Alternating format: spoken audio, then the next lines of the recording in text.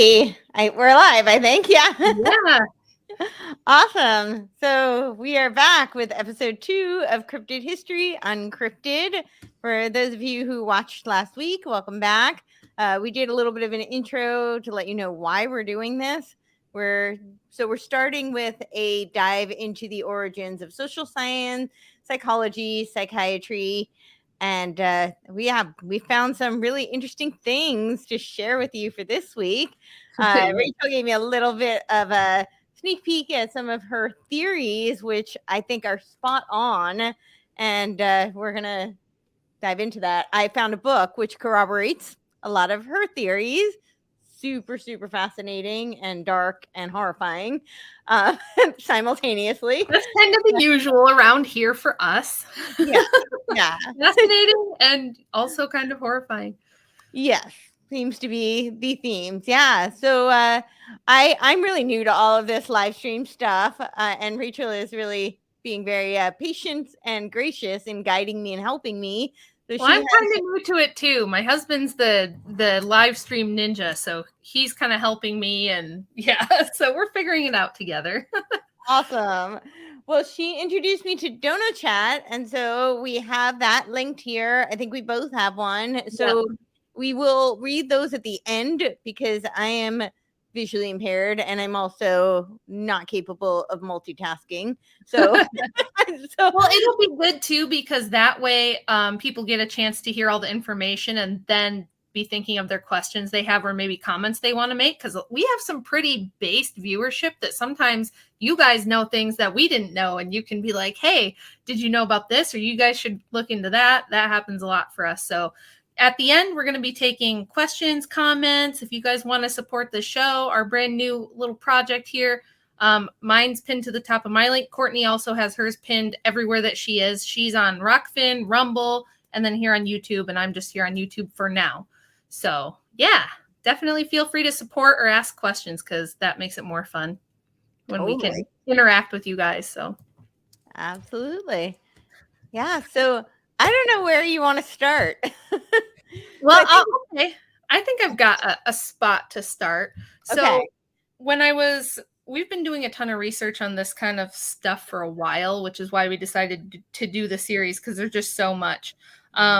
And I was kind of looking back over all my notes today and kind of thinking about it. And I was thinking about how there's this myth of scientific neutrality. Mm-hmm. That in our day and age, we assume that if something is considered a science, or it is performed in a clinical setting at all, if it's studied in a university, if there's people in white lab coats doing it, that it must be really solid. There must be evidence. It must have undergone this rigorous investigatory process. And, we just assume these things, and we assume that the people who are studying these things and performing the research are neutral, that they're just there performing the scientific method and trying to find things out. Well, that's never the case in any of the sciences, really. But especially here with psychology and psychiatry and social science, it's definitely not the case. So I think that's what this is really about, is us kind of exposing who the people were who created these fields and tried to make them a science. Yep. Even though it's a soft science, and what their belief systems were, because there are humans behind the lab coats, and those humans have beliefs. Yep. They have like their own mind and way of thinking of things that affects how they're doing their work. So that's kind of what I was thinking to start with, and then we can just start with the chronological stuff I have here. Awesome. I just want to add to that. The other thing about the science is that, and even in a lot of these articles and books that I pulled up, they actually say scientism versus science. And one of the main things that you see here is that it's really just, diverting and, abdicating all critical thinking to the quote unquote experts, and also taking things as face value. So if it's science, then whatever results they find, that they expect you not to question, because it's science, and so it's settled, which is actually very much contrary to the first rule of science, is that there's many questions cannot be answered, but there are no answers that cannot be questioned. That was Feynman, whole principle. And that is really what science is predicated on. However, we seem to have forgotten that. And now, both, I think, as a result of laziness and conditioning, people just don't ask questions, and they assume that if there's been a result and, any evidence brought forth, then it's just somehow it becomes fact. So yeah, that's exactly what happens. And both you and I have done a lot of stuff on MK Ultra over the last few years. Yes. And these first few episodes are going to lay the groundwork and explain how the hell did MK Ultra come out of this stuff? How did they get there in such a short period of time? Because you're talking about the establishment of psychology as a field in the very late 1800s. And by 1953, probably earlier, they're doing MK Ultra experiments on people. So it's like, whoa, how did it go from a brand new field to human experimentation on a mass scale worldwide like this, mind control experiments? And so that's kind of what we're laying the groundwork for as well here with what we're going to talk about. So shall we get into it? Yes, let's do it. All right. So I kind of started off, we gave you guys a little bit of an intro to the ethos in our last episode. I do talk about it a little bit in my book because hypnotism and somnambulance, which is what they called it before it was coined hypnotism. Mm-hmm.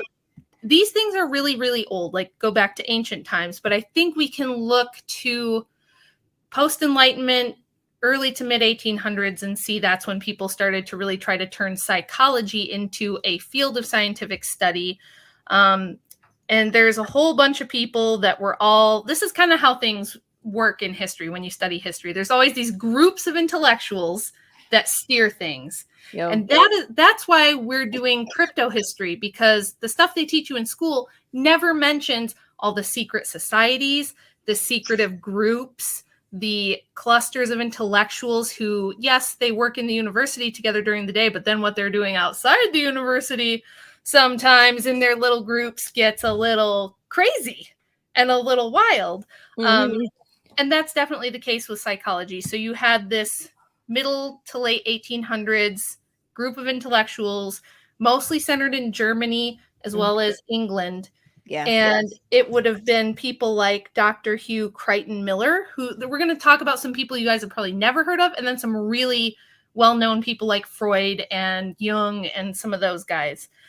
But this guy was interesting to me because he, in 1902, was at the University of Edinburgh in Scotland and wrote his PhD thesis on hypnotism. He was probably the first modern person to do that.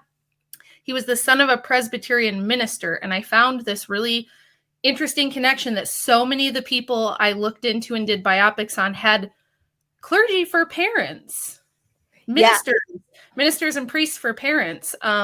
Did. So I don't fully know what that means, but I think ministers and pastors, and yeah, I think the interest in the spiritual affected almost all of these people. Like I said, very few people came into this field with just a strict clinical mindset. Almost all of them had a background in religion, occult religion, Gnosticism, things like that ended up influencing their work. And this fellow, he joined the Royal Army Medical Corps in World War I. This is going to be another super common thread through all the research. All these people serve in the war, whether it's World War I, World War II, Vietnam. War is like a theater for experimentation. You can get away with studying things during wartime that you can't really get away with any other time. Yeah, so it's like we think a lot of them end up in World War I working for like the Royal Army Medical Corps, like the German army, things like that, the Prussian army. And this fellow did that. And he was the one who founded the charitable clinic in Tavistock Square that would much later become the Tavistock Institute. Which will be next week's. Yes. And Courtenay is she's like a professor of Tavistock studies, you guys. So you're going to love next week. It's what started me on this really like going down most of this rabbit hole, because it was just this like monster shadow think tank that nobody had. I mean, I certainly had never heard of. So, and I realized all the connections that it had. So that was actually really what like kind of opened the floodgates for me. So Yeah, for sure. And so Dr. Hugh Crichton Miller was the one who opened this clinic in Tavistock Square out of concern for shell shock sufferers. Now, this is one of those things that you see all the time that I highly question. It's this idea of, oh, it all just came out of concern for people who had shell shock in World War I. Like, maybe, but also no, because there was things going on prior to that, right? There were things going on prior to World War I that were pretty crazy. Like this doctor who started Tavistock was a popular lecturer on the new psychology based on all of Jung's work. And Jung was very much into the occult. He was very deep into that stuff, and people don't know book that didn't arrive yet, but there's a whole book on it, on Jung's occultic influences, and he was also a mystic, and he was Agent 488, so he's a double agent for the OSS and the United States. So that's another super common theme. Yes, that for whatever reason, anyone we look into often ends up being wrapped up with intelligence. It's always like this Venn diagram of overlap between like intelligence, theaters of war, espionage, and the occult. Yes. That you just see repeat all throughout at least the last 150 years, probably. And then longer. They use the secret societies to kind of do their bidding. That's really, and that's like a new thing that's actually a new theory that I have, because I don't know if you saw, I don't know if I have it with me. Oh, I do. So this is the front page of Life magazine right now, which is a very like mainstream outlet. And they're talking about the quote unquote secret societies, which clearly are not so secret since they're on the front page of Life magazine. But I think that they're kind of letting that cat out of the bag, so to speak, because they don't want you to pay attention to what's really happening, which is that they're kind of the conduit for all of the intelligence apparatus and the academic and think tank institutions. And they work through them, but they want you not to look that way, because that's really where all the action is taking place and how it's being executed. Yes, exactly. So these people who are kind of secret power players who have steered the course of history are usually not just in one, but are oftentimes in multiple secret societies that also have overlap. And the modern version of that, we still have those things for sure. We still have secret clubs, secret societies, but they've got a more official way of doing it now, which is they're on the board of something, right? They're on the board of a philanthropic organization. They're on the board of a nonprofit group. They're on the board of some NGO. It's kind of like the new secret society in a way, because you look at this stuff, you look into these people, and it's like, how can you have time possibly as a human to be on like 12 different boards at once? Right. And it's the same kind of people overlapping on all these different boards. And so I think it's just like a way to make it seem really above board and really like non-suspicious that I'm in all of these powerful groups that tend to steer the direction of what's happening. And that's what happened with psychology, for sure. Yes, and I think they use, so I would say the philanthropy is essentially just like a euphemism for money laundering. And, they've created this nice little like loophole for themselves in order to essentially money launder and embezzle. But then they use philosophies to justify their behaviors. So the philosophy behind philanthropy is supposedly charitable, and eleemosynary, which clearly it isn't. And then, they have other philosophies like, the whole philosophy behind Sam Bankman-Fried, effective altruism, which is essentially just a justification for the powerful elite to steal your money and then to tell you that they're such good people for doing so. Yes, they're just helping you. That's always what it is. And that's certainly the case here, as I said, with Dr. Hugh Crichton Miller founding this charitable clinic out of supposed concern for shell shock sufferers. And as always, you look into it and find, did they help the shell shock sufferers? Not really. Did they find any cures? Did those people get better? Not really. But they did get to do a lot of free experimentation on people, right? So these were like vulnerable people, the mentally ill, the insane, people who have suffered horrible war trauma. It's very easy to do experimentation on them under the guise of helping them, because they don't even have anywhere else to go, right? There's no other treatment at that time. So along with founding Tavistock Clinic, he was the first president and founder of the British Psychological Society, which is a big, influential, huge.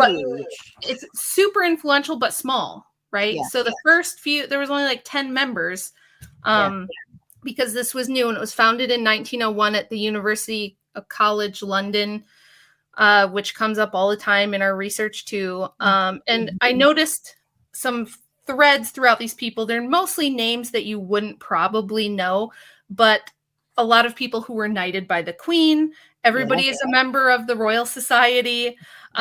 Many of them served in the Royal Army during World War I.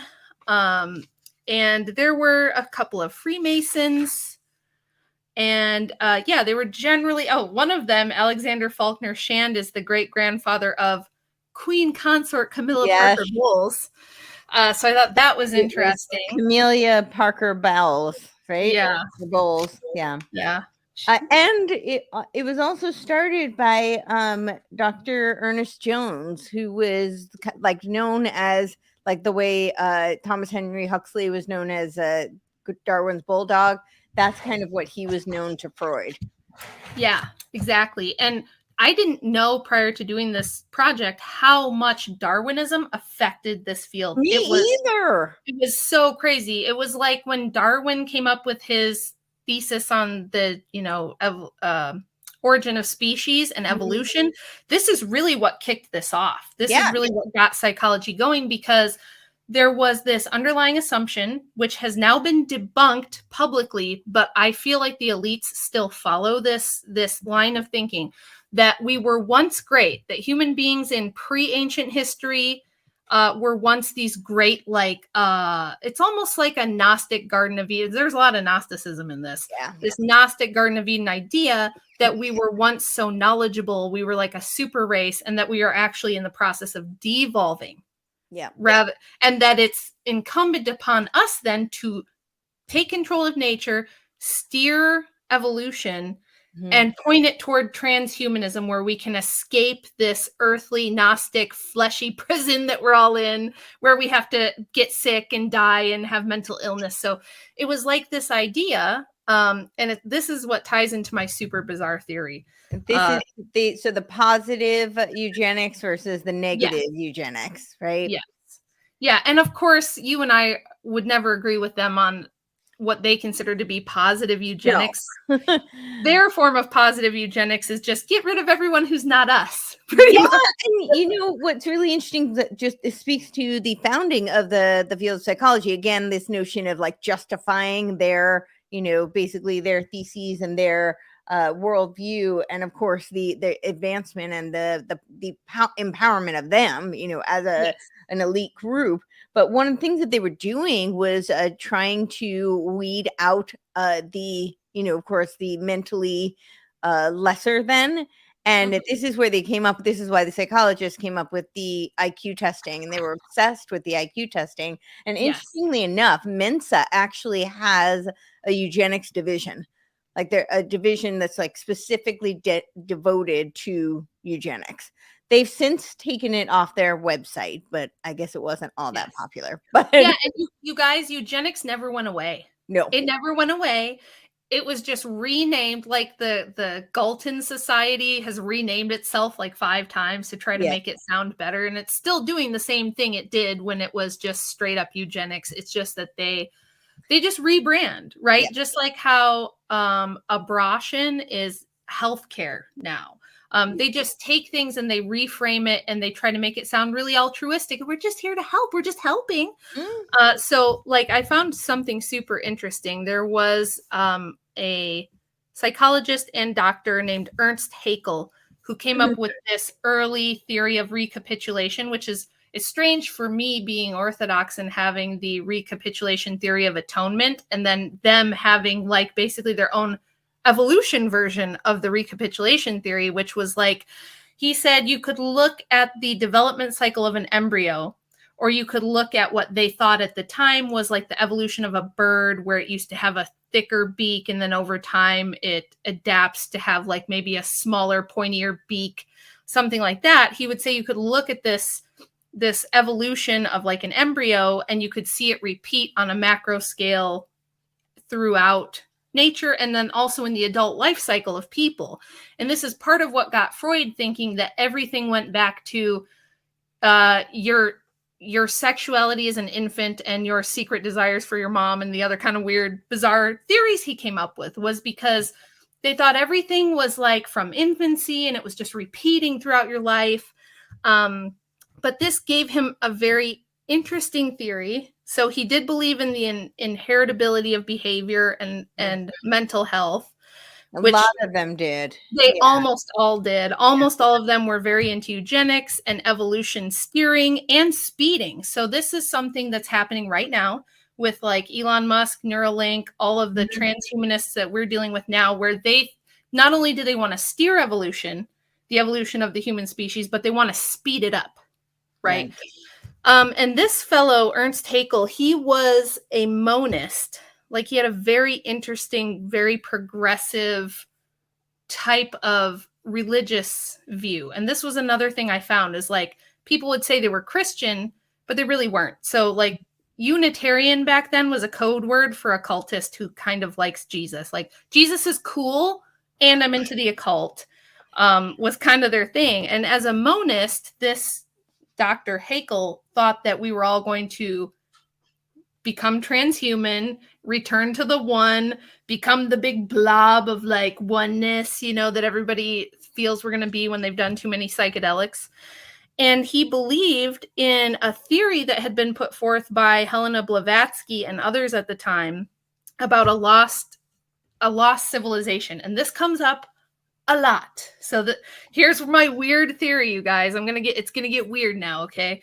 So he believed, because you guys remember the missing link that's never been found. And now they have wiggled their way out of why they can't find a missing link and why they're all hoaxes because they've changed the theory. But we're talking about 100 years ago when they still believed that they would find this missing link in the fossil record. And they didn't know why they hadn't found it anywhere yet. And his theory was that there was an ancient lost kingdom called Lemuria. The name came from this idea that they didn't understand how they could find lemurs in like India and then find the same species of lemurs on islands in the ocean. And so they thought there must have been a land bridge, right, that had sunk into the ocean, and with it sank this missing link race of proto-humans. And that if they could find this, it would hold the key to steering evolution. It would hold the key to doing eugenics in a proper way so that we could make everybody superhuman and we could transcend humanity and death and disease. Very weird. And so what else was going on around the same time? We're talking about turn of the century here. The Bolsheviks had Nicholas Roerich and others who believed in the kingdom of Shambhala, which is very similar to Lemuria. It's supposed to be in Tibet somewhere, they thought. This is why you see a lot of theosophists and intelligence people trying to go to Tibet around the time that the Bolsheviks took power, because they thought there was some kind of holy grail, mystical thing, artifact, people, something they would find there that would give them the key to becoming a super race. The Nazis thought the same thing. So what should we call them? The Mean Mr. Mustache clan thought that they would find Hyperborea and that it would have the same thing. This idea of an ancient lost race that would hold the key to, instead of devolving as a species, evolving into superhumans. So really, I think World War I and World War II, to a large degree, under the surface, were about these elites in different kingdoms, different nations, looking for a missing link from a lost civilization that was going to make them superhumans and give them power over the rest of the world. I know, it sounds nutty, but how else do you explain all these? And there's more of them. There's demystify it a little bit. A lot of the Nazis did say that they wanted to summon up dark spirits because that would give them the esoteric knowledge and technology to be able to execute their plans. Yes. So, yes, that's what they kind of said it. Yeah, they did say it, but it's the reason it sounds so wacky is because mainline historians have just dismissed all of that. Yeah. They don't want to talk about that. It's too weird. It's too bizarre. They just say, oh, they were racist. They were just racist and thought white people were the best. But you had Rudolf Steiner at the same time looking for the lost kingdom of Agartha, which was supposed to be also around this same area. Yeah. And Atlantis. It's all kind of the same type of a myth where they believed that in ancient times these people were superior, they had crazy technology, they were a race of superhumans, and that we've been devolving ever since then, and that in order to go back to that, you've got to find this lost kingdom. Right. And all of these psychologists we're talking about who were in the British Psychology Society, in Freud's Wednesday Club, a lot of them believed in this. And they were all doing all of these like very ancient type of mystical black magic practices. That's what most of what, became psychoanalysis stems from. It was like you had mentioned the hypnotism, there was magnetism. They were actively seeking telepathy. Freud and Jung were going back and forth. And this was actually where Ernest Jones was super jealous because he couldn't understand it, but he very much like wanted to, and he wanted to have these powers. They talked about hauntings and hallucinations and being able to utilize those. And then of course, drugs, right? Like, that was one of, from really early on, Freud talks about like the discovery of cocaine and how it was he was going to pop. He really liked cocaine. He really liked cocaine, and he wanted all of cocaine was a super drug, and it was awesome. Yeah, well, it was. And then we wondered about modern. Yeah, we wondered about modern psychiatrists prescribing Adderall and Ritalin to everyone. This is not new. No, it's not new at all. Freud did. Yeah. I just wanted to read this because this is just, it goes all the way back to Nietzsche, and this is exactly what you're saying. It doesn't talk about the missing link, but this is, so he says, do you believe that the sciences would have arisen and grown up if the sorcerers, alchemists, astrologers, and witches who had not been their forerunners, those who with their promising and foreshadowing had first to create a thirst, a hunger, and a taste for hidden and forbidden powers in 1882? Yeah, that's Nietzsche. Yeah. So, and he's right, because like we were saying, when you go back and read the writings of these people who were the pioneers of psychology and psychiatry, they were looking for the philosopher's stone. They were looking for ancient lost civilizations. They were looking for keys to power. They were looking for, how do we control the human mind, the most powerful force on earth? How do we grab the reins of this? And so, yes, they had, going back to ancient times, there was a renewed interest in the 17 and 1800s around hypnotism, magnetism. There was a very obscure Portuguese, he said he was a priest. I think he was maybe a Jesuit. It doesn't really say. There's not much known about his life, but he was accused of by the church of being an occultist because he would do magnetic seances. Yeah. Now, I looked and couldn't find much about exactly what that would have entailed. And it's probably because we don't know much about this guy, but he did write a book that was popular at the time, and he was doing something called magnetic seances. Yeah. Well, it stemmed from Franz Mesmer. Yeah. Franz Mesmer. Mm-hmm. Yes. This guy was a contemporary of Mesmer, but he disagreed with him about, like, he kind of thought Mesmer was a hack who was being too suggestive with people. And his theory was more kind of what gave them this idea of the subconscious mind of, I'm not going to suggest much to you. I'm just going to open you up and see what comes out, which this is another thing. It's like, what happens when we open up parts of the mind that we don't know about? This with the push for, all the psychedelics again, but now we're going to use it as a therapeutic adjunct and guide. And it's because we can just dissolve all these boundaries, and now we can, So I think it's the same thing, but yeah. So they were kind of just doing black magic, but telling everyone it was science. It's really how you can kind of think of it. Is like they were, they're trying to find the power of the subconscious. They're trying to interpret dreams. They're trying to manifest things, right? We're going to take whatever's in your subconscious and see if we can manifest it. We're going to, see if we can harness whatever power we think it is within people. So like Mesmer thought there was magnetism in the blood. He thought it was in the blood. Others thought it was in the brain. Others thought it was, you know, he did think it was the sixth sense, though. Yeah. Mesmer. Yeah. He had a sixth sense ability, which would enable the perception of distant events, clairvoyance, and the knowledge of other languages. Yeah. So early psychology, it hasn't really changed, but especially when you read what these people were writing, it's like they knew there was a spiritual occult aspect to things, and that's why they came up with the name psychology, means study of the soul. And then they knew there was a medical component, and this component was inspired by early Darwinism, by Charles Darwin, by Darwin's circles, by the early theory of evolution. And so they were trying to figure out, how do we scientifically merge these things, which is why you find so much overlap with theosophy or anthroposophy, which was Rudolf Steiner's occult religion, because those two things were supposed to be a modern blending of ancient Eastern occult religion and modern Western science, right? So really, that's what psychology is. Psychology is just like, okay, we're gonna study occult religion and like medical biological evolution, and we're going to do it in a university in a clinical setting. That's what they were doing. Yeah. And I think also to legitimize it so that people followed it, and to pull people away from more traditional, like religious and community and familial type of therapeutic kind of treatments, or just, well-being, essentially.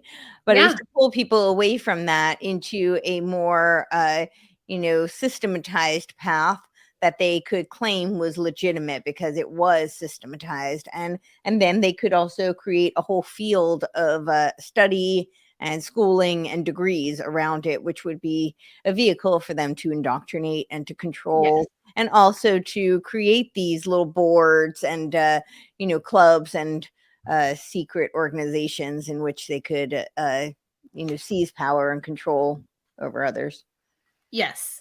So you immediately find them very high up in all the institutions, almost immediately, because the people who created the field were already generally in the institutions. So you'll find them in like the most influential universities of the time, the Royal Society, many Freemasons, people I didn't even know were Freemasons. I didn't know that Freud was a member of the B'nai B'rith in Vienna, which according to the Executive Intelligence Report says that was actually an offshoot of the MI5, British intelligence. So makes sense. Yeah. But that's what was in that report. We think a lot of theosophy was also British intelligence. Probably. And this is why you saw so many of these people like Blavatsky, and then a little bit later, Annie Besant and Ledbetter going to India, going to Tibet to set up, temples, churches, orphanages, things like this. It was kind of a way to get into Tibet, which was pretty walled off and cut off from the West. And you could kind of only get in there if you pretended you were into Buddhism, really, and things of that nature. And I think that they were gathering intelligence there as well. Who else do I have here? Oh, yes. So there's an interesting connection with the families of Darwin and Galton. They go back a few hundred years as pals. They were a very influential family that kind of had lots of fingers and lots of pies, a lot of Freemasons. Erasmus Darwin was a Freemason, 2 of his sons, and likely Charles Darwin. I don't think they've ever been able to find him on an actual membership roll. Right.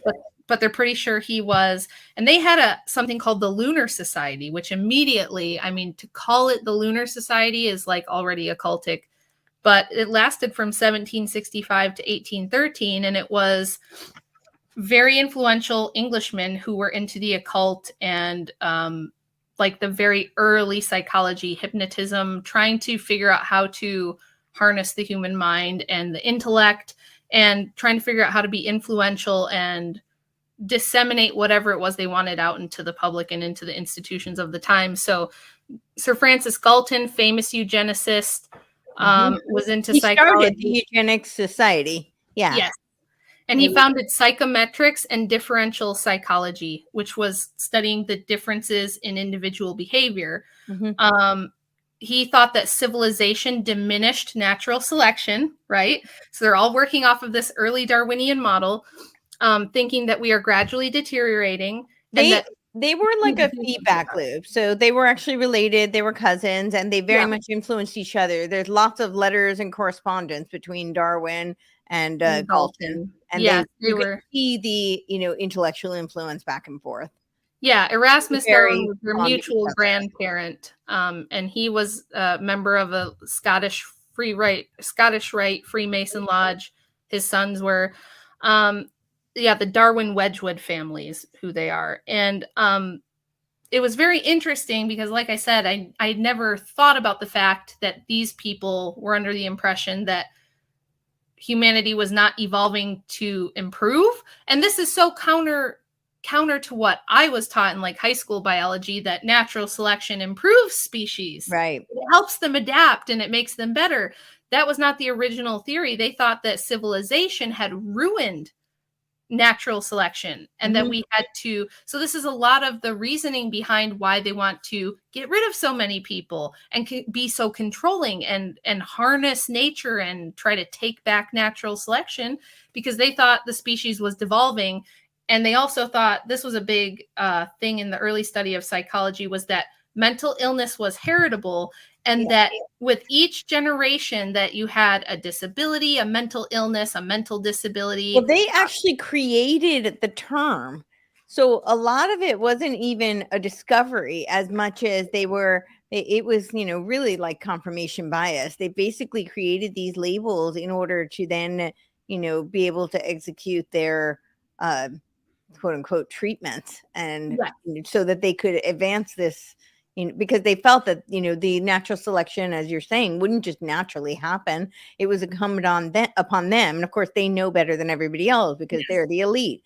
And so they need to steer the natural selection process, which doesn't sound very natural, does it? I mean, it doesn't. But that's the thing, is that they had this belief that unless they did something, it's very similar to the climate cults of today, where it's like, oh, everything's going to turn out terrible unless we control nature and fix everything, right? So that's what they thought. And they thought that with each successive generation, whatever mental illness, disability, whatever was quote unquote wrong with you would only get worse. Now that was disproved really quickly. I mean, it was like a decade or two and they went, oh, wait, no, that doesn't work. That doesn't fit. I mean, we see this all the time. Like, I have a severely mentally ill parent and I'm really mentally stable. I know it might not seem like it sometimes, but I've never had any issue with like real mental illness or anything like that. Right. It's something they disproved really quickly, but for whatever reason, I think because of their underlying spiritual and occultic beliefs, they really held on to this idea that no, we have to be the ones who choose who goes into the future. And they still talk about this today, right? Yeah, it really ignores epigenetics. I mean, right? Like, so it completely favors genetics, which we now know that they know so little about actual genetics. We also know that so much of the fundraising and these studies around genetics were actually kind of a sham. It was done so they could manipulate, or they try to. I don't think they've actually been all that successful. I think that they want us to believe they've been a lot more successful than they have because they want to scare us. But for instance, they like us to believe that they can actually do genetic manipulation and that they can edit genes. What they can do is gene deletion. So they can take out something, but they can't actually put things in or rearrange things. So that's just one example. There's so little that they understand, and they just want you to believe that they have this power that they don't actually have. And it's partly because they are sorcerers and wizards, and they think that if they cast the spell, right, just by telling you, then you'll believe it and it'll be so. I just wanted to add something else just to corroborate what you're saying, because there's actually the American Eugenics Society reveals that 31 presidents of the APA, which is the American Psychological Association, have been between 1892, which was when Stanley Hall, we'll get to him because he has lots of ties to, Skull and Bones and the Illuminati, and to Wilhelm Wundt, who was known as the father of psychology. So between him and then in 1947, which is when Carl Rogers was the president, they were publicly listed as leaders of the various eugenic organization. That's a huge number in a short span of time. So that shows you these people really were eugenicists. That is like the driving philosophy behind these people. So yes, absolutely. I think that it's really nutty that psychology is really just eugenicists who are into the occult, basically. Like if you just wanted to be like really basic and boil it down, that's kind of what it is. Yeah, it is. They had titles like the field of eugenic reform. There was what was the other one? A few of the APA presidents not only published positive reviews of eugenic books, but also produced studies on supposed differences in national character, showing striking national difference, found between the different different races and their capacity for empathy or lack thereof, which is really interesting also because we now know that you can actually create a psychopath, which is one of the core components of a psychopath is that they're devoid of empathy, which it's actually much more nuanced than that. People think they just don't have empathy, but really what they have is a very keen sense of what empathy is. They may not necessarily be affected by it, but they know they can determine it in others, and they know how to manipulate it to serve advance their own goals and agendas. So yeah. So the British Psychological Society, this first body founded in 1901. I'll just do a quick rundown of the founding members and some key facts about them. So Robert Armstrong Jones, he was a Royal Army Medical Corps officer during World War I, member of the Royal College of Physicians, Royal College of Surgeons. He ran an asylum and was knighted by the Queen and was a fellow of the Royal Society. Sophie Bryant, who was a feminist activist, of course, the only woman. Armstrong was also a member of the Eugenics Society. Yes. Oh my goodness. Like I think every single one of these people was. Yeah. This lady was a member of the London Ethical Society. She was a humanist atheist, also into eugenics, and was childhood friends with George Bernard Shaw, which I thought was interesting. W.R. Boyce Gibson, son of a Methodist minister. He references... was a Fabian socialist. So, references G. Stanley Hall in his work, God with Us. In the preface, Rudolf Eucken gives thanks to the Hibbert Trust for funding his work. The Hibbert Trust is interesting because it was designed to develop unorthodox Christianity under a monist Unitarian ethos, and it wanted to protect progressive liberal religion. In fact, I would say one of the key words when we're talking about this is progressive, because all of these people thought they were ushering in a new age of progress. So scientifically, they wanted progress. Spiritually and religiously, they were all what we would now look back and consider new age. So like theosophy, the Baha'i faith, there's surprisingly a lot of Baha'i faith people involved in this, which is like the ultimate ecumenist universal religion that was proto new age, which had a lot of overlap with theosophy. So that was him, and that Hibbert Trust is still around today, and it supports Black Lives Matter and all kinds of really ultra progressive left-wing stuff in the UK. Frank Noel Hales, he was invited to join members of the Rothschild family on a tour of Europe and tutored one of their sons. Other than that, he didn't seem to do a lot of work. He retired from psychology and moved to Canada, but he was really close with the Rothschild family. William McDougall, somebody who's a little more well-known, University College London, Oxford, Harvard, all these people are in the big influential universities, right? He established parapsychology as a field and opened the first lab at Duke University here. And he is a Royal Society fellow, a member of the Eugenics Society.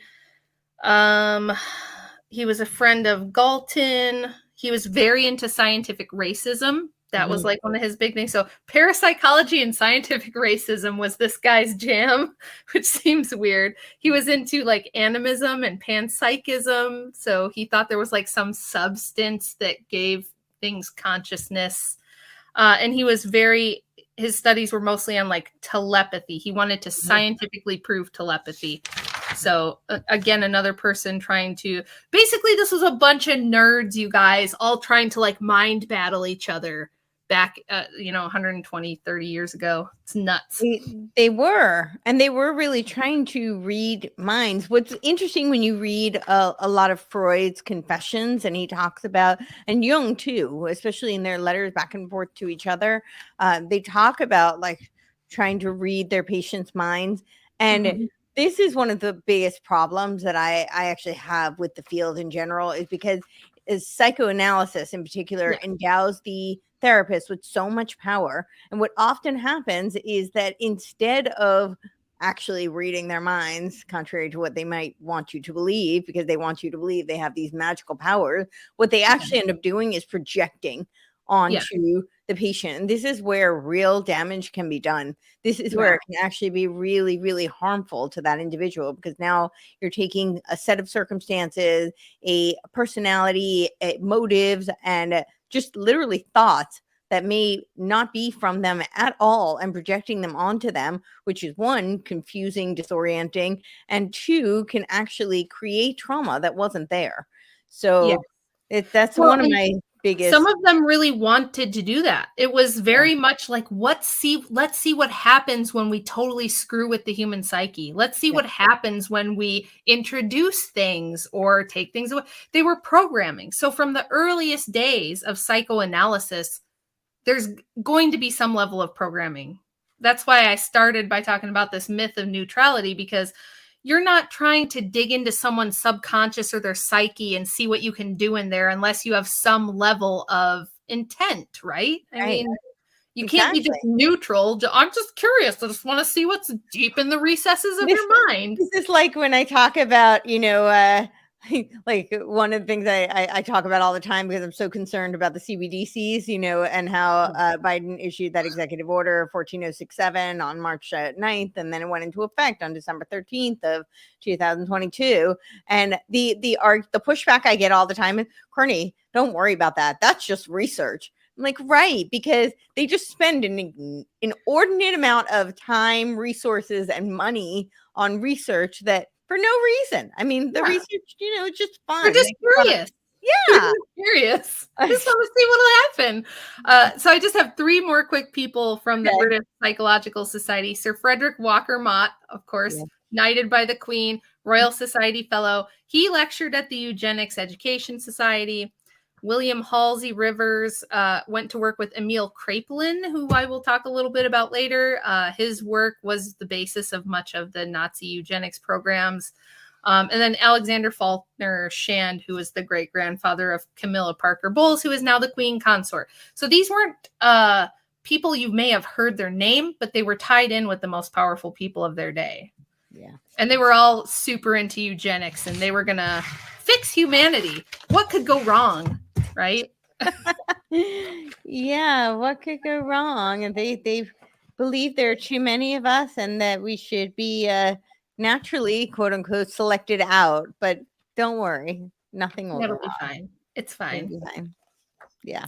Do you want to talk about Stanley Hall now? Should we go to him? Yeah, let's go to him. Have something before him that you want to do? Well, I guess we could do him first and then go into Wilhelm Wundt, because I just think Wilhelm Wundt is kind of relevant, and he's like a little bit of a linchpin to a lot of this, but I don't know which one you want to start with. Well, maybe we'll start with Wundt because Hall went to study with him. Yes, he did. He was one of the few Americans who studied with him and got his PhD under him. I think there was 147 PhD students under Wundt? Yeah. Something like that. That's a lot for someone who personally had no degrees at all. Wundt's like philosophical worldview was very much aligned with the New World Order that we would call today. He believed he saw history as going through a series of stages from primitive tribes to an age of heroes, and then to formation of nation states, culminating in a world state based on the concept of humanity as the whole. So this is the same kind of thing you're talking about with the New Age and with the monads, this idea that we are all one and we're returning to the one. And he was very much a proponent of that. He was very influenced. One of his primary influences, philosophically speaking, was Hegel. And Hegel was an alchemist, and he very much believed in, we often hear the thesis, antithesis, synthesis. That was actually really Kant who said that. Hegel actually said, it was the concrete, negation, and abstract. And the abstract was actually kind of the opposite of what you would think it would be, because it is kind of a synthesis. It was this notion of all these different parts and how they integrate. But the really important part of Hegel's concept of the Hegelian dialectic was the negation, because it is through this negation that, when you hear certainly the Illuminati phrase was order through chaos. And negation is how we get that chaos, because that's where we get Afhaven to culture, is through that negation. And negation, Afhaven culture is an interesting term just because it's an oxymoron in itself, because it's this notion of keeping up, maintaining while tearing down. And this is why you have the shell of things. This is why they rebrand and they rename things, because the name may be there, but then they've, of course, destroyed what it means. And so it has no meaning, and it's confusing and creates chaos. So those were his influences. And who else was there? Yeah, he believed that the purpose was to develop personal character and social morality. The most important task of an educator was to analyze activities and the duties of men within society, because the state was the god. So essentially, it was all about creating the ultimate state, and that becomes the one, and man is just continuously discarded throughout history to serve the state. So these are the worldviews of Wundt, who created the field of psychology. He wasn't really somebody who was who believed in the individual. He wasn't somebody who came from certainly not a traditional kind of spiritual view. It was spiritual in a sense of more of a Gnostic type or a Hermetic kind of worldview, where they believed that they were gods, and of course that the state was God. And they would create the perfect state, which would ultimately lead to this, universal one world governance. That was the goal of a lot of these people. Again, when you read them, it's like obedience to the state, creation of, and this was a lot of the justification for eugenics too, was like, it's the welfare of the state, it's the collective, it's the greater good. We have to improve humanity. And like G. Stanley Hall was definitely on this too. And it's probably because he studied with him. And it was really the same kind of spirit we have now, where it's like, oh, all of that God stuff is like outdated. We're scientists. We know things. We have gnosis, so we can fix all the things that are wrong with creation. No zero humility, like the cornerstones of Christianity are humility and repentance. And they hated those things. Yes. They wanted to have the control themselves. We can figure it out with our own brain, the power of the human mind, and we're special and we're elite. And through our little secret clubs that we have, we're going to fix everything. And that was the goal of the Illuminati. Adam Weishaupt officially formulated in 1776. I think it was May 5th of 1776. And their goal, of course, was world domination, but they believed they would achieve that through overthrowing all governments and all religions. And they talked about how they had to create society, the state, submissiveness as a false religion. They knew that it was through creating a religious type of fervor that they would then create the movement, and they could also infiltrate. So that's when they infiltrated through the Masonic lodges and Yes. through a lot of religious institutions as well. So. Yep, they created religious institutions and new types of schools. So yes. One thing we had going on in Russia with Maxim Gorky and Anatoly Lunacharsky, they had this idea called God building, which means like Lenin wanted to get rid of religion, get rid of God, make everyone atheist. And these two understood that you can't really do that. Spirituality is a part of humanity. So they said, we can build a new God, which will be the state. And these were international communists. So they thought, we'll build up Russia, and then Russia will become like the world state, the world government. It like they all wanted globalism, but they all wanted to be in charge of it, kind of, Yeah. So like, I always talk about this with like Lenin and Stalin. Yeah. Yeah. Oh, sorry, Lenin, Stalin and Hitler. When people are like, Hitler was a fascist and Stalin was a communist, and I'm like, no, it was like a battle of men, not a battle of ideology.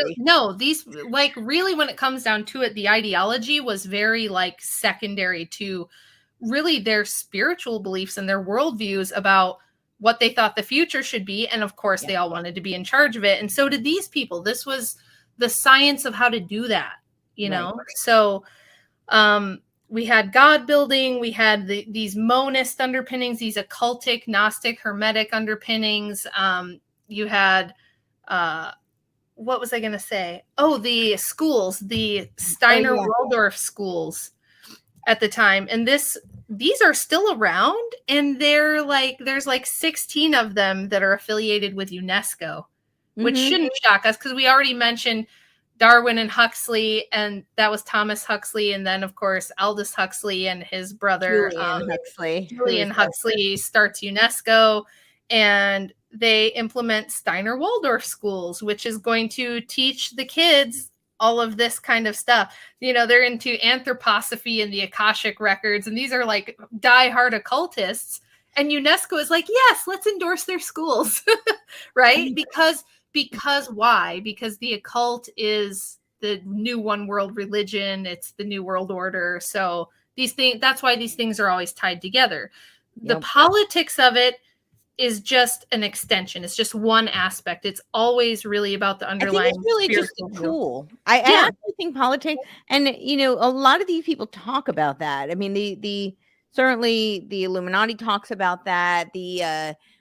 When you look at a lot of these like Stanley Hall and Gilman, they all talk about like the political arm being just a tool in order to execute their vision of what they've felt was best for man. It just didn't happen to entail being pro-humanity, but well, it never is. It's always Luciferian really underneath. But just want to remind you guys really fast, quick, quack, I mixed them together. Apparently my brain shuts off at 10 p.m. There's a Dono chat link pinned to the top of all of our chats. So all of Courtney's chats and my chat, there's a Dono link. If you guys want to send a donation with a question, we want to answer questions. If you have questions about this stuff, if you have comments about it or things you want to see us cover in the future, anything like that, or you just want to support our new little project show here, we would be very thankful. So please consider sending us a Dono chat, and we will read them at the end. So, so do you have anything else on Wundt? Yeah, I'm looking through. I'm trying to find all of the, because he had a lot of connections. So I just want to make sure I get these all right. He was influenced by Herbert, who was an educational theorist as well as philosopher. Let's just see where.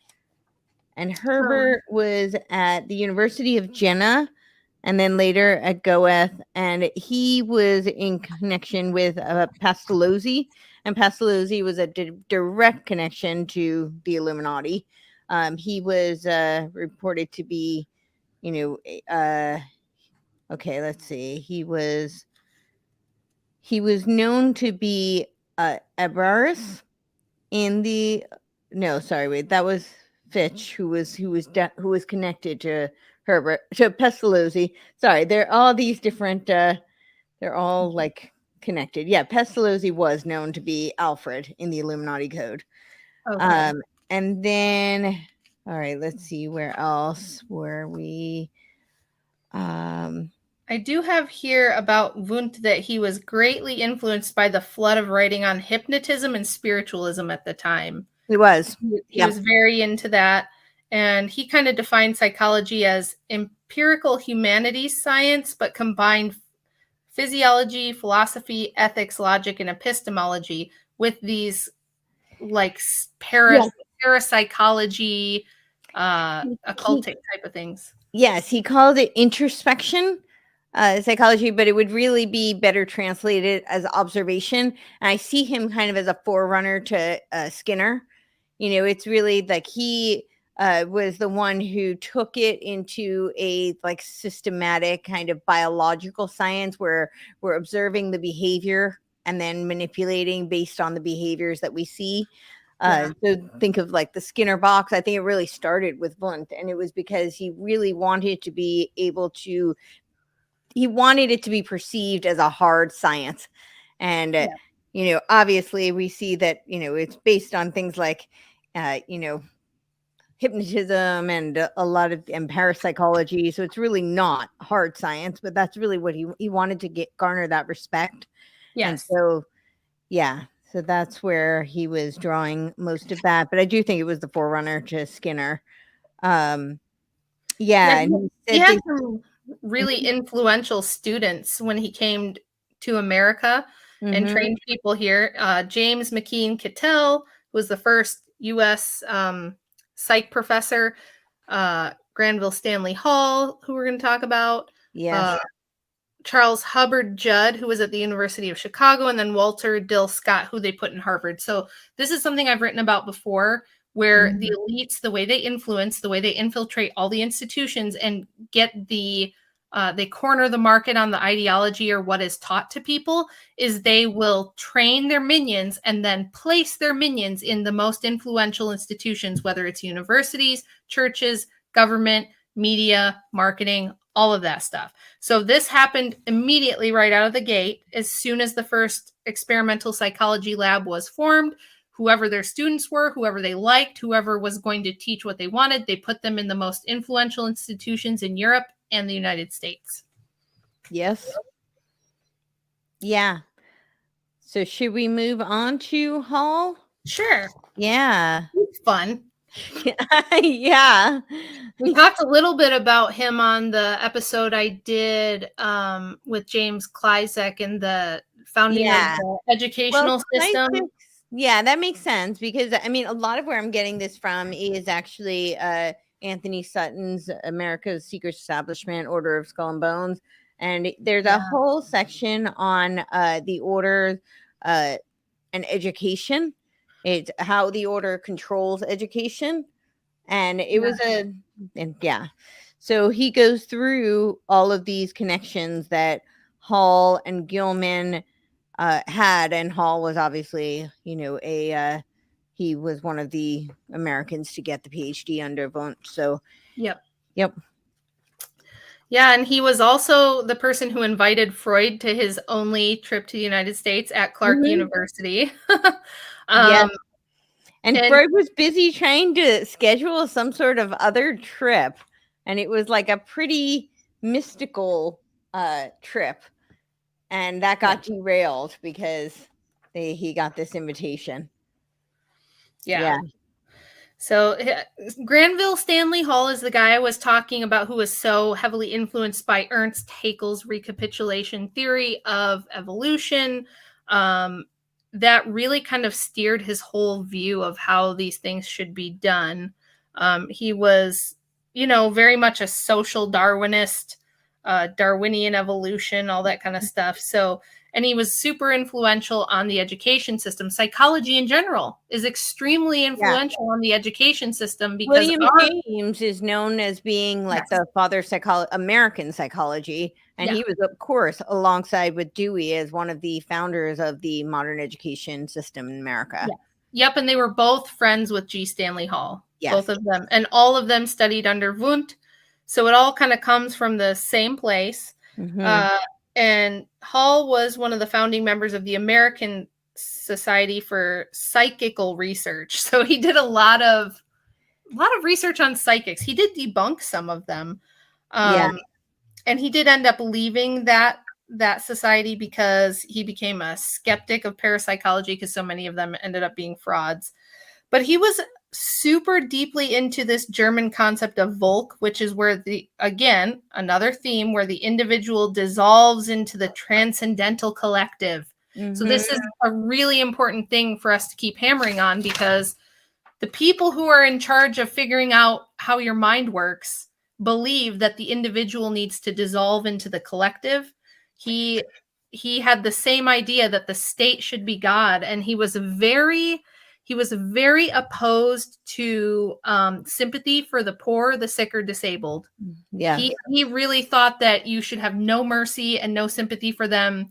They were just disposable. They should be gotten rid of. They were bringing down the future of humanity. He believed in selective breeding and forced sterilization. Yeah. And one other thing I forgot about Wundt is this was another one of his Hegelian influences. He says that they were constantly seeking synthesis to reconcile opposites into higher truth. Psychological synthesis was a key element. So yeah. I mean, it's going to be central. If you're one of these people, you need to know how to get everyone to go along with this stuff, because most people don't want to be eliminated. And one other thing that he don't want to be sterilized. No, exactly. And one of his other contribution was structuralism, which he later abandoned because it didn't work. But structuralism is really, really interesting because it's kind of the forerunner to a lot of the postmodernism and the manipulation of linguistics and language, which is what they're always doing. As we were saying before, it's like kind of how they cast spells. I think that in that regard, they see themselves as, doing alchemy through words and through language. And he realized that he really couldn't push that. It just didn't work. Yeah. Well, so remember that we just told you this guy had such a big influence on the education systems in Europe and America at the time. And his belief was that, well, for one thing, he did a lot of studies on only children and thought that being an only child was a disease, that only children were always going to turn out like really screwed up and awful. Yeah. He also believed that children are just savages and that it's a waste of time to reason with them. You just have to beat them until they submit. So that might be one reason why, public school never really did it for me. I'm not really into the masochism thing. I don't like getting punitively punished every time I wrong think. Right.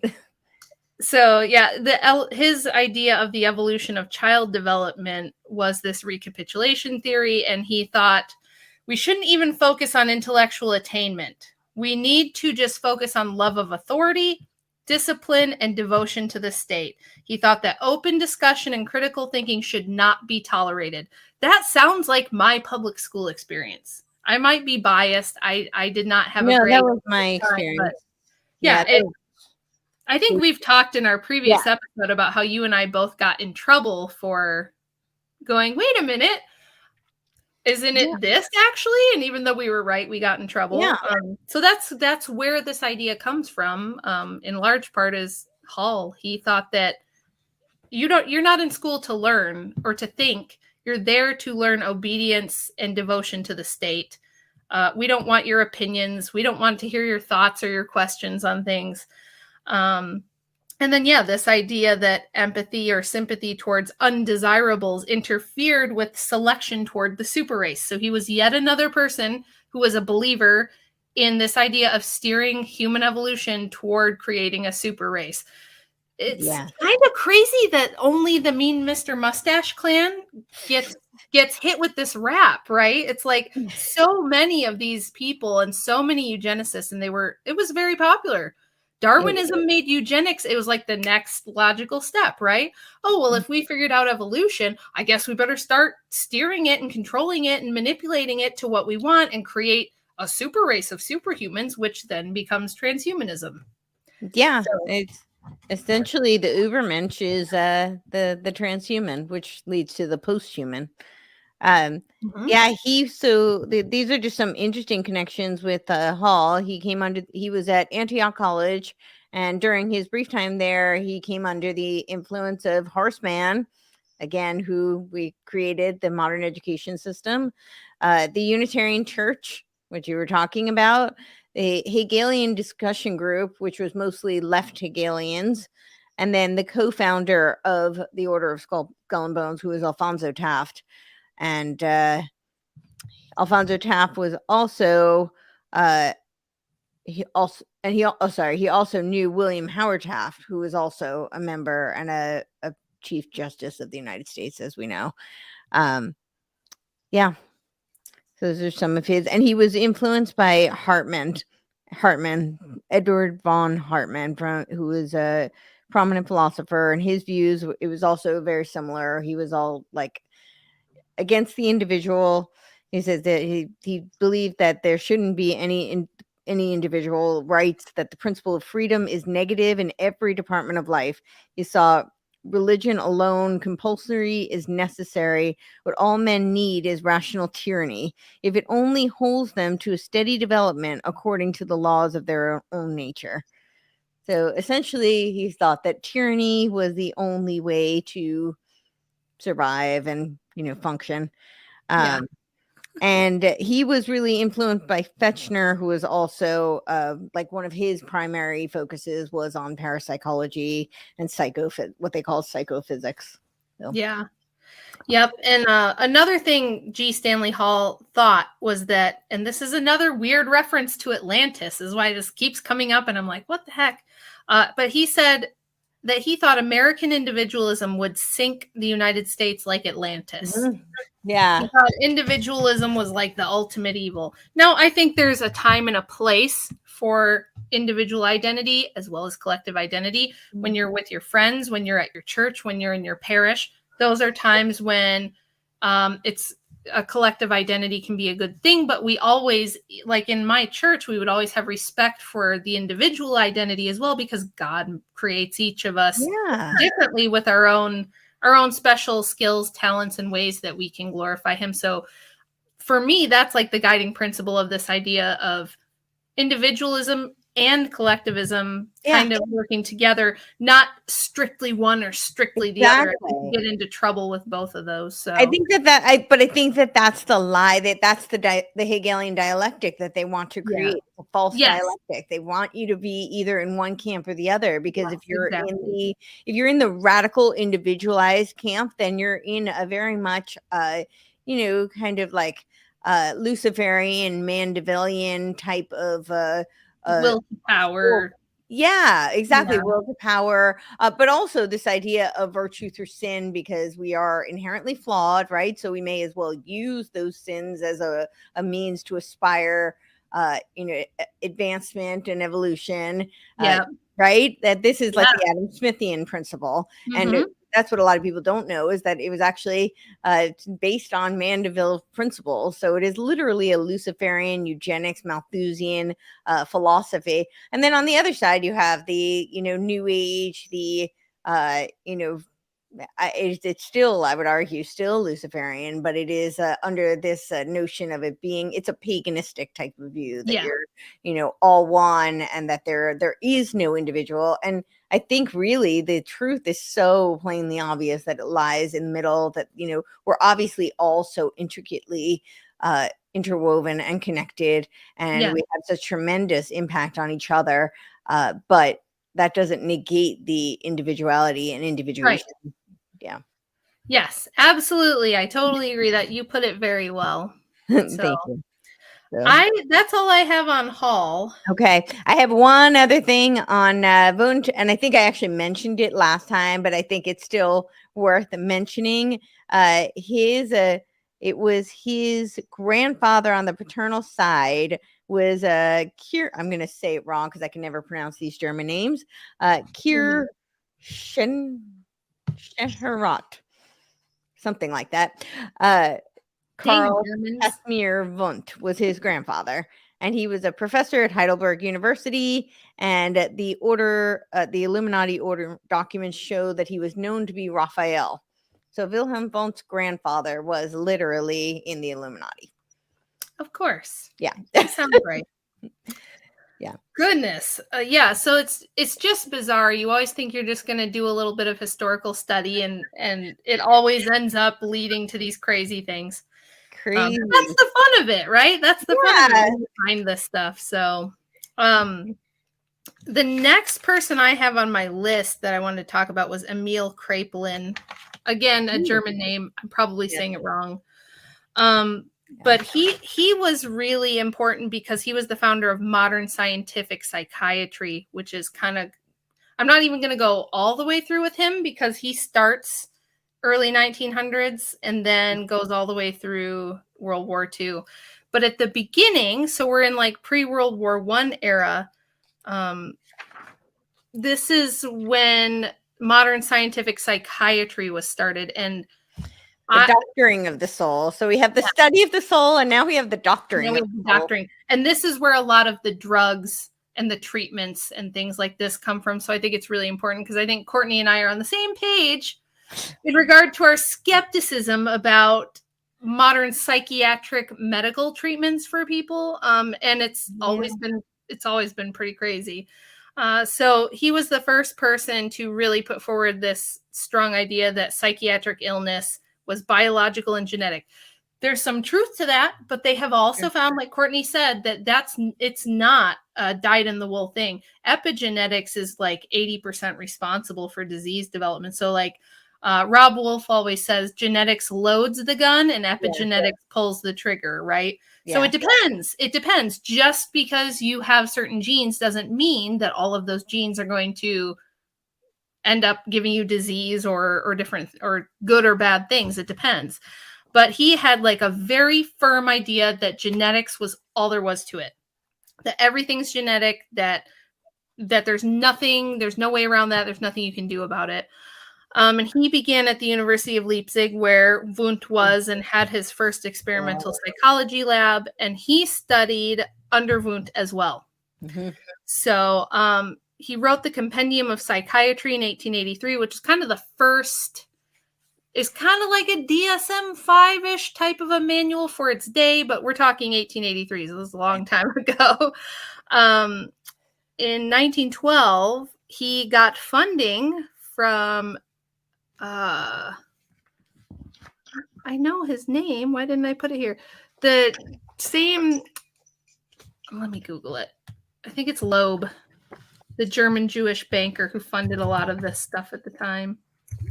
German Jewish banker. Not the Rothschilds. No, but he was connected with them. Okay. I like literally was writing so fast that I skipped the actual word because I usually know it.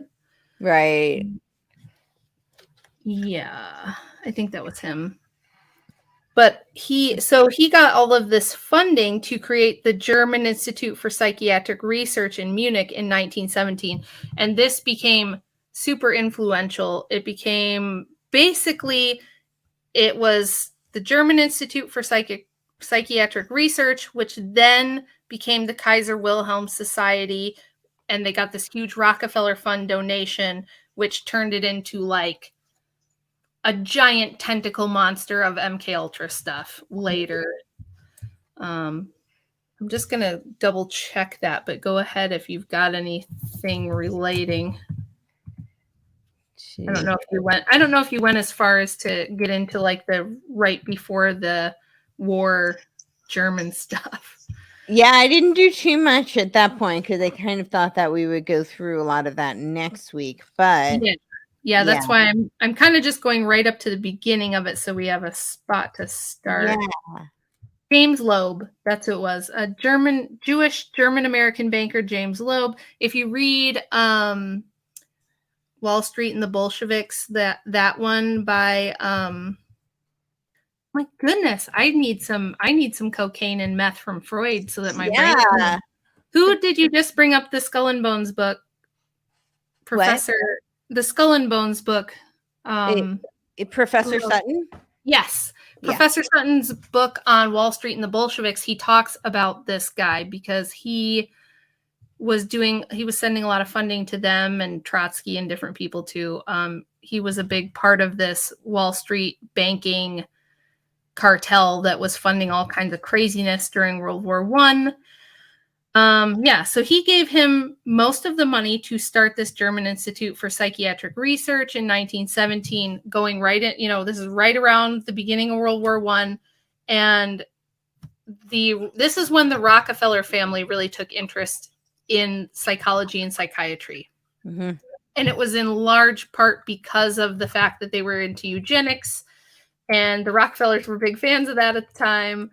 And Kraepelin was in some ways, he was kind of a good guy, or was trying to be, because he wanted psychiatric asylums to be less barbaric. He didn't want capital punishment or like a lot of restraining of people and things like that, which you could argue was probably good. But he is the one who really pioneered sedating the hell out of everybody. He used potassium bromide first, and then was really the one to kind of start pioneering all the different drugs that you could control people with. And he was, again, social Darwinist, racial hygiene, eugenics, very into all of that. And oddly, in the later years of his life, he became really into Buddhism and the Buddhist teachings on death and stuff like that, which is just another, Eastern mysticism again. So this guy who was this like racial hygienist ends up being a Buddhist right before he dies. Like, oh, how nice for you. How nice for you to like want to wipe out a bunch of people and then decide at the end of your life that you want to be a peaceful Buddhist. That's very convenient, isn't it? It's like there's no atheists in foxholes, That's, kind of reminds me of that. Yes, that's what happens a lot with these people. And he was, another reason he's so important is because one of his students was Ernst Rudin, who was one of the more notorious Mean Mr. Mustache Clan eugenic doctors who was in charge of their main program.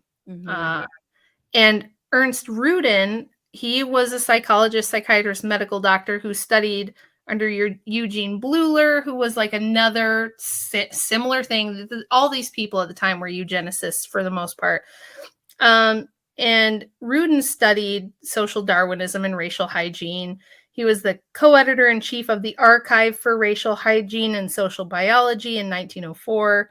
1905, he was the co-founder for the German Society for Racial Hygiene. So this was science at the time. I think people need to understand that, because everybody's under the impression that no one knew this was happening. No one knew this was going on until World War II, when we had, when we liberated the camps and we found out about all the horrible things that were going on, and everyone was shocked and surprised and nobody knew. And it's like, that's completely false. Margaret Sanger was, parading around the United States and Europe, championing eugenics. We had eugenics societies here. We had them in Europe from the like 1880s until the end of World War II. It was the mainstream science. It was very accepted. There was only some pushback by Christians, fundamentalist Christians, things like that, who were against it. But the scientific community thought this was what we had to do, because everything was based on evolution. Everything was based on Darwinism. So social Darwinism and biological Darwinism equals eugenics. It was the mainstream view at the time. So we can't really just have this historical revisionism of saying, oh, it was just this one party of Germans who was up to this shenanigans. This was really widespread. Widespread. And it's really, I feel like in every time we start diving into any of these topics, it really is the philosophy and the worldview behind all of it. Yeah. Always. Yeah. I mean, and I think they loved it so much because you're thinking about Thomas Malthus 100 years before. Right. And his theories of like Malthusian, oh, there's only so much stuff to go around, so we have to depopulate, and we have to control nature. It's always this like idea that, but somehow they have to control nature, so it never seems to affect them. That's always the interesting. Well, I think it's because they think they're the gods. From their occultic beliefs and their worldview, it's like, well, someone has to be at the top and steer everything. Somebody has to be in control, and we're the smart people. We are the learned ones.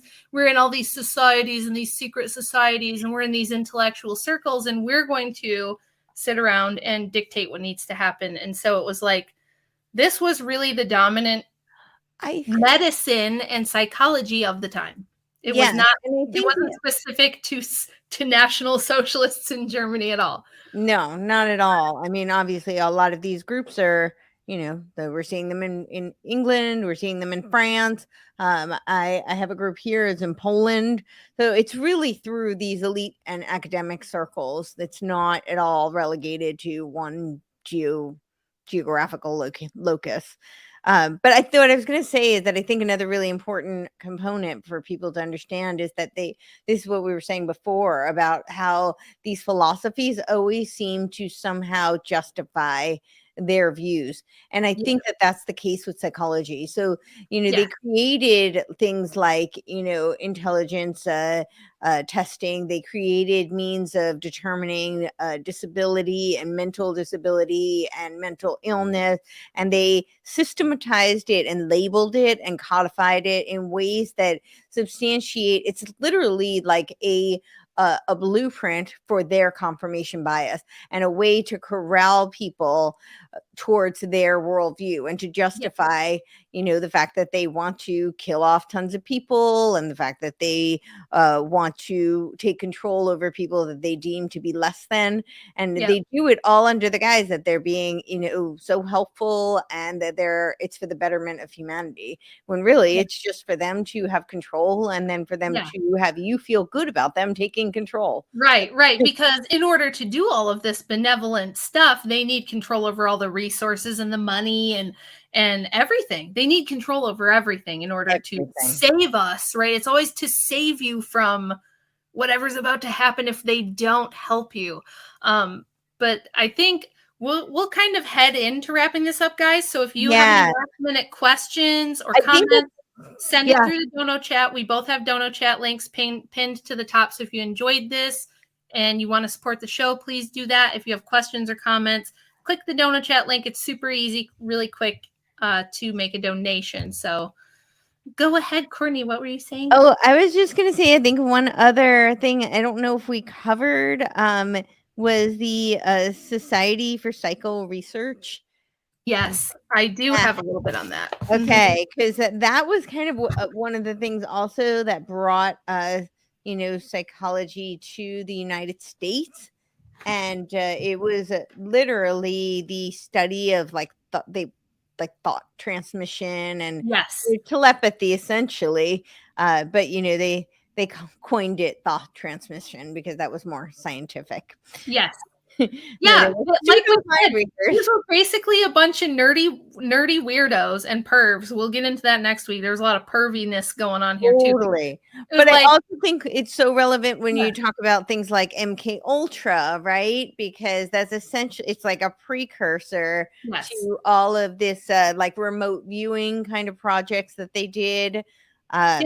Yes. Yeah, they were doing a big part of this was because part of it was because spiritualism was so big at the time.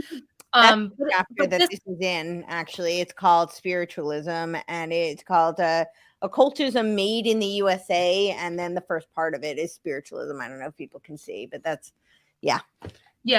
So, yes, a large part of the early studies of all of these mainstream psychologists that you're never going to hear this in your like American history class, or if you go to school for psychology, they're just going to tell you the nice bullet points. They're not going to tell you that these people are all trying to study remote viewing, telepathy, ESP, all of the paranormal stuff. So it was called the Society for Psychical Research. And then there was another one that was like a paranormal research, but many of these people dabbled in lots of paranormal psychology and established paranormal psychology as a field. So that was a big part of it too. That's why many of them were hypnotists or used different types of hypnotism.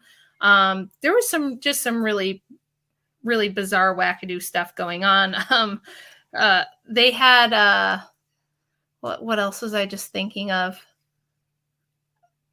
The idea that there was one guy who had this idea that the sinuses were connected to like the reproductive organs, and he was doing weird sinus surgeries on people. This was kind of an excuse for, and I've noticed this in my own life, a lot of people who have their own mental illness struggles want to be psychologists, right? My mom always says research is me search. Yes.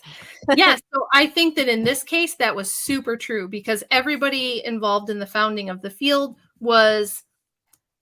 some of them were a little off. Some of them had some issues. Some of them had some problems. You guys might know that about people like Freud and Jung. They were not like exceptions. They're the ones that history remembers. But most of these people had their own mental health struggles, or thought they might be psychics, or thought they could hypnotize people, or wanted to see what they could do to people. And then when we get in next week to things like sexology emerging as a field, guess what those people were all, they were all sexual deviants who were, I'm just scientifically studying my sexual deviance. So nothing to see behind this curtain, right? So it's like, it's kind of like how often in our research we find that if there's a nonprofit group or some kind of philanthropic group and they're saying, oh, we're helping these people, those are usually the people that they're exploiting or harming.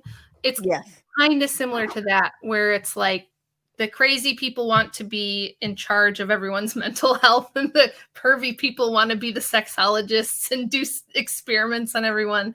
So you can see, I think, just from the stuff that we've talked about tonight, where we're talking about things like hypnotism, parapsychological research, telepathy, and then we're experimenting with drugs to hypnotize and influence people, and of course under the guise of curing them. And some of them may have been very sincere in that. Some of them may have been.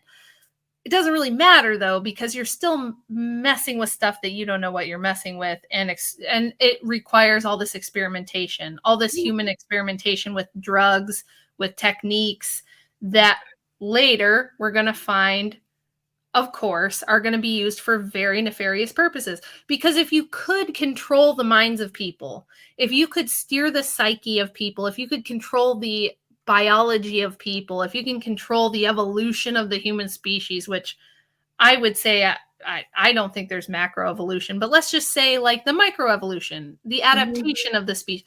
If you can control the biology and the psyche of the species, who are the kinds of people who do you think are going to be interested in that sort of thing? And so those people right away went, ooh, I like this. Where can I invest? Right. So going into World War I is where we're going to see, okay, there's been enough research. It's been established as a science, although I would argue it wasn't scientific whatsoever. But you'll see the worst people in the world with the most money really heavily invest and basically take this over. So even if you wanted to look back at this and say these people had good intentions, I think a lot of them probably did. But whenever you're talking about controlling human beings, there's going to be bad people with lots of money who are going to want to invest and kind of take that over, which is what ends up happening. So, What do you think on wrapping up this episode? I think so. I think we, covered. Yeah, I think it's we're pretty much right around the 1912, right, which is where lots of fun stuff commences. Yeah, people always ask me if I think there was like turning points, and in modern history I always would say like 1913 is definitely a year that a lot of stuff started popping off, and 1912 was like 1912 was just gearing up, and so much. And 1913 was definitely a huge turning point for sure. There was just so many things that came together, and then we're gonna see, as always, that in the theater of war, they're able to do all kinds of craziness that they normally wouldn't be able to get away with. So that's when Courtenay and I both are kind of in agreement that we think a lot of the MK Ultra type experimentation actually started in World War I. not in 1953. No. And so we'll kind of go over next week. Should be super exciting. These last two, if you liked these two, I think you're going to love the next few that we do, because we're going to really get into these. We're kind of laying the groundwork for the absolute madness, pun intended, that happens for the next 100 years. And then we take a look at where we think we are now to wrap it up. So I hope you guys like the series and you follow it. Yeah. The best is yet to come for sure. Yeah, and just to Rachel's point about, wartime research and how they use that as a cover to get away with doing all sorts of really, really inhumane things. I think a great example is just think about ARPA. It was the Advanced Research Project Agency. Then it became DARPA, right? So I always say that as soon as they put a D in front of it for defense, then they have a carte blanche, black ops budget. They can do whatever they want, and they can do it in secrecy and tell you one thing while they're doing whatever they want.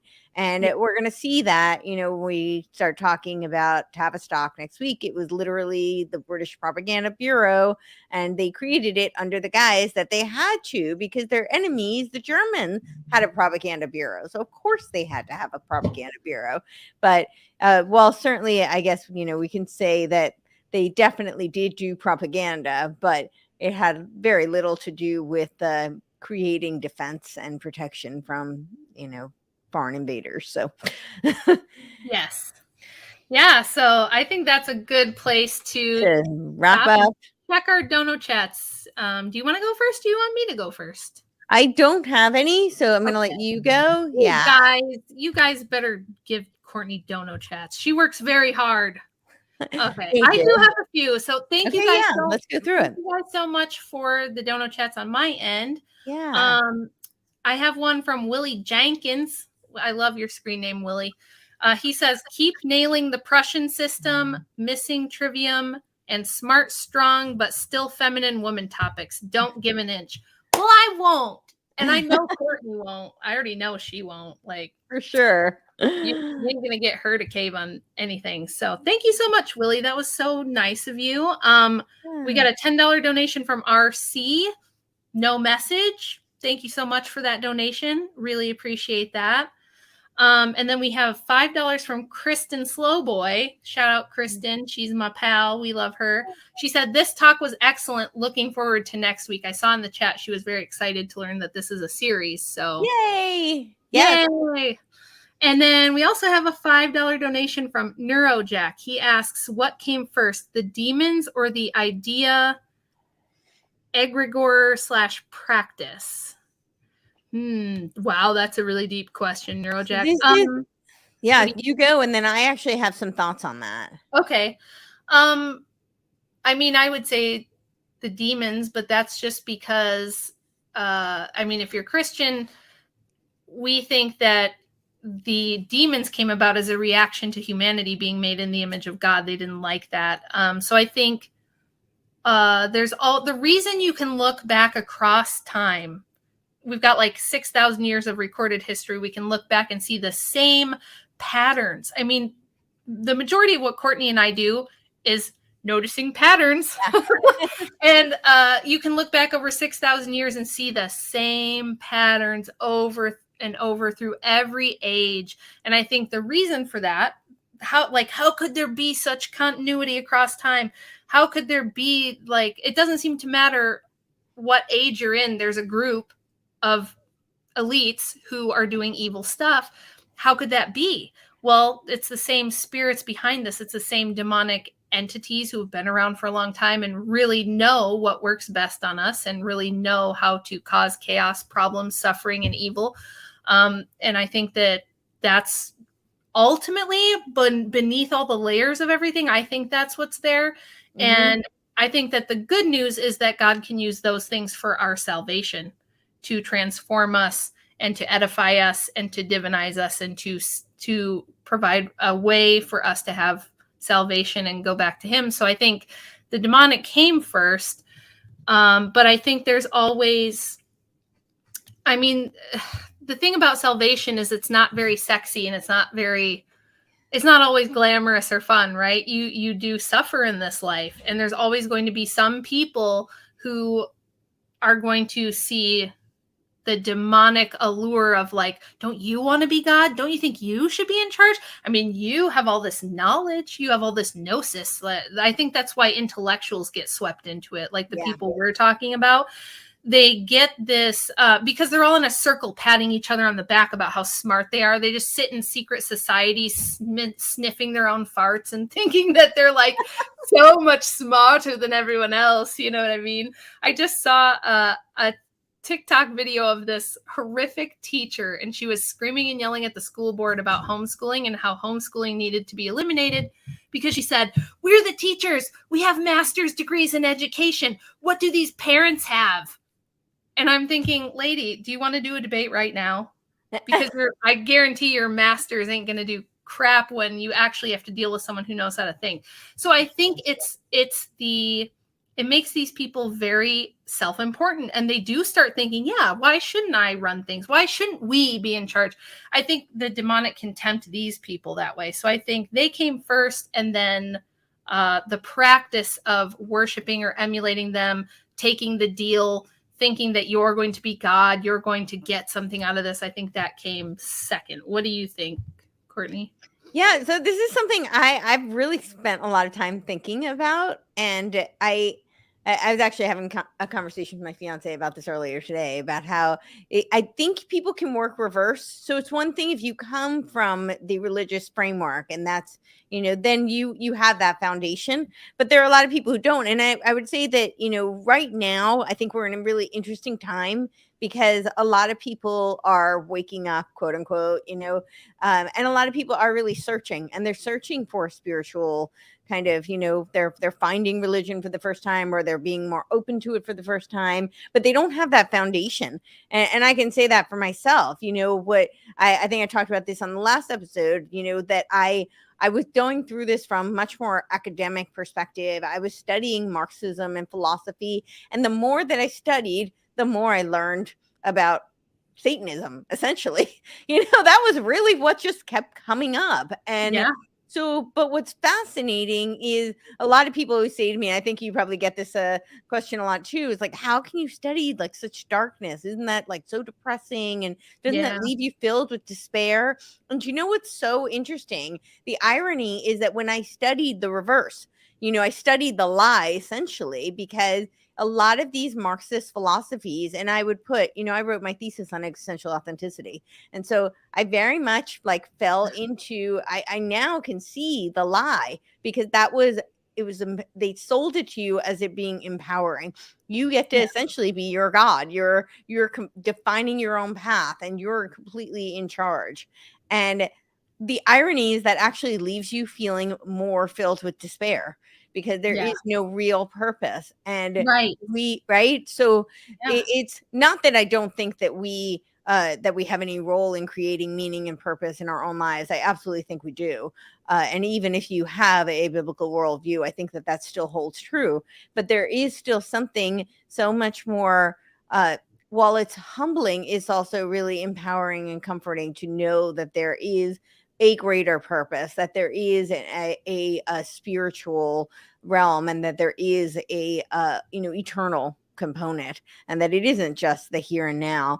But I say all this just to say that when you start going back, you see the spiritual battle. And as you so beautifully said, that that's why these patterns crop up throughout time, throughout as far as we have any record of humanity and of entities dealing with each other. We see this battle play out. We see the same themes recurring repeatedly.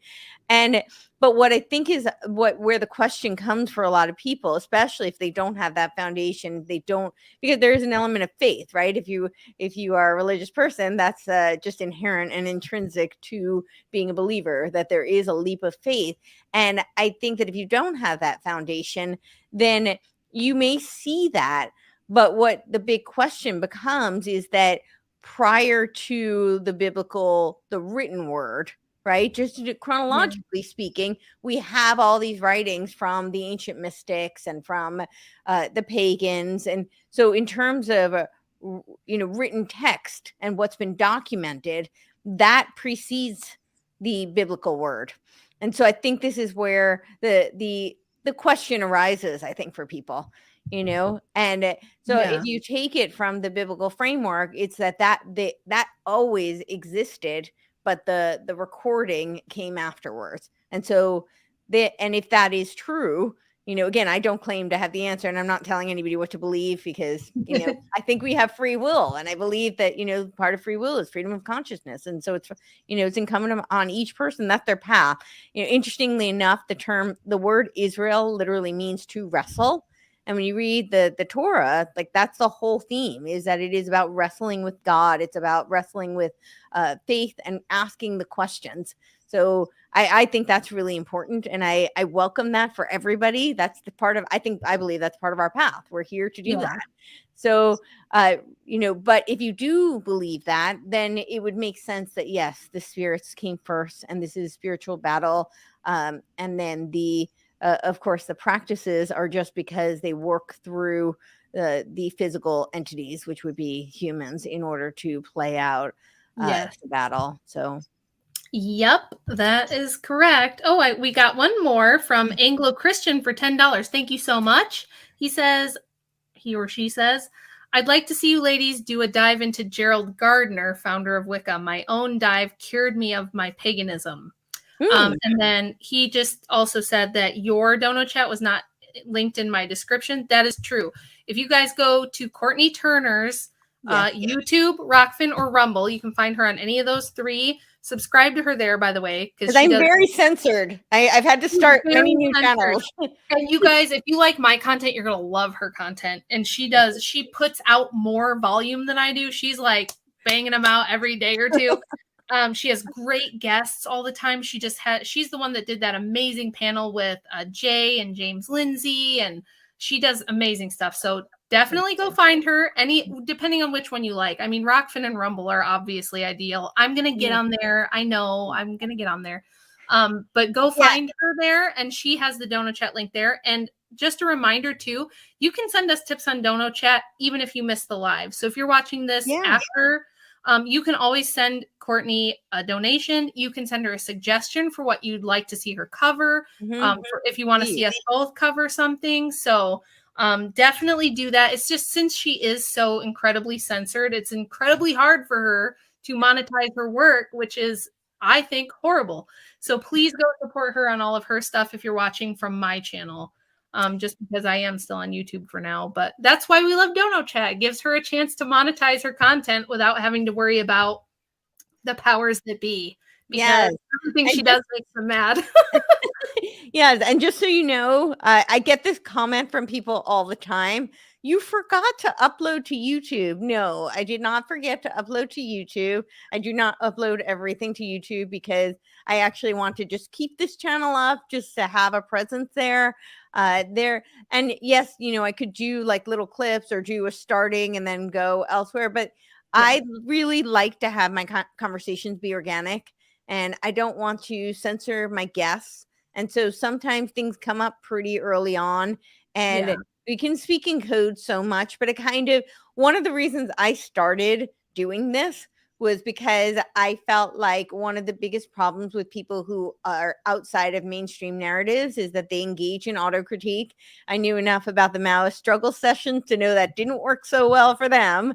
And I really just didn't want to be a part of the problem. So it's kind of really just to bring up authenticity. It's just kind of very much out of alignment with my own personal authenticity. I started this as a mission to not be part of the problem. So that's part of why. So if the episode just isn't going to work, and of course I have to use a little bit of discernment. We don't always know.